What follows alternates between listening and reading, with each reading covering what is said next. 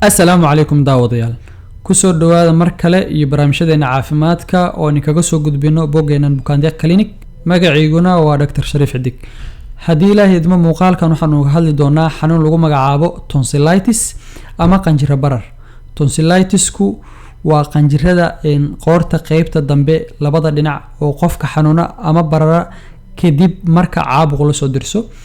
Inta badan tonsillitis-ka ama qanjiro bararka waxaa sababa virus kaas oo qofka ku soo noqnoqda isla markaana haddii qofku difaaciisa uu dhiso waxyaabihii uu kaga hortagi lahaana uu sameeyo uu ka bogsoodo. Sidoo kale waxaan meesha ka marnayn oo iyana keena bakteeriyada, gaar ahaan bakteeriyada lagu magacaabo Streptococcus, taas oo mararka qaar si walba oo dawo loo siiyo xaaladda qofku ay adkaato isla markaana qanjiro bararkaasi oo u baahan karo in laga saaro qofkaas.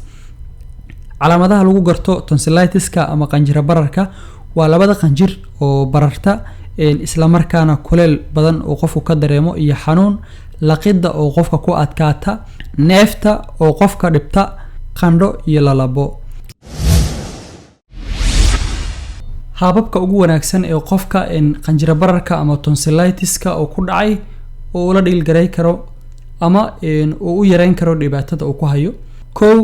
Qofku waa inuu mar walba cabitaan qaato ama biyo qaato si uu isaga ilaaliyo dehydration-ka ama fuuqbaxa maadaama qandho iyo madax xanuun uu dareemayo. Marka xigta waa inuu qaato dareere yara qandaca ah oo isla markaana ka yareynaya xanuunkaas uu ka dareemayo iyo laqidda uu dhibsanayo oo kale yareynaya. Sidoo kale qofku waa in haddii uu awoodo uu qaato oo loo ogol yahay waa inuu qaato biyo yara diiran isla markaana cusbo leh oo uu ku luqluqdo oo gaarsiiyo ilaa iyo qaybta dambe ee dhuunta oo halkaasi uu isku dayo inuu jeermiska uu ku dilo si xanuunku uu u yaraado. Intaa waxaa xiga in qofku uu iska ilaaliyo waxyaabaha kicinaya ama kordhinaya in qanjiro bararka uu ku sii siyaado sida qofka isticmaala sigaarka oo kale, dhalinyarada waxyaabaha qabow isticmaalo oo kale, wax waliba oo kicin kara in qofku uu iska yareeyo. Inta kadib waa in qofku uu qaato painkillers ama xanuun baabi'iyaal oosan u baahnayn in loo qoro si uu xumada haysa iyo fuuqbaxa ku imaan kara uu u yareeyo. Qaababka qofku uu kaga hortagi karo in qanjiro bararkaas ama tonsillitis-kaasi uu kusoo noqnoqdo ama uu ku dhaco mar walba oo u nuglaado. Ugu horeyn qofku waa inuu ku dadaalo nadaafadiisa isla markaana mar walba uu suuliga isticmaalo, gacmihiisa dhaqo, afkiisa cadaydo, isla markaana ilkihiisa iyo dhanxanaga ama carabka si wanaagsan uu u cadayo. Intaa kadib inuu difaaciisa dhiso isla markaana uu iska ilaaliyo waxyaabaha u fududeyn kara in qanjiro bararka ama tonsillitis-ka uu ku dhaco. Sidee lagu gartaa marka tonsillitis-ka qofka markuu ku dhaco? Ugu horeyn dhakhtarku marka uu la kulmo qofka qaba qanjiro bararka ama tonsillitis-ka wuu eegi doonaa gudaha iyo banaankaba uuna taaban doonaa.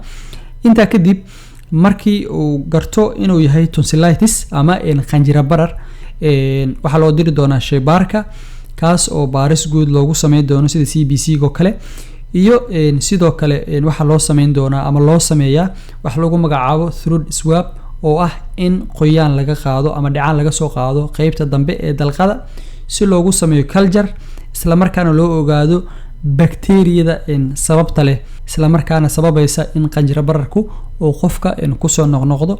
kadib markii la helana oo baaristaas lagu ogaadana bukaanka waxaa la siin doonaa dawada loogu talagalay ee ku habbooneyd.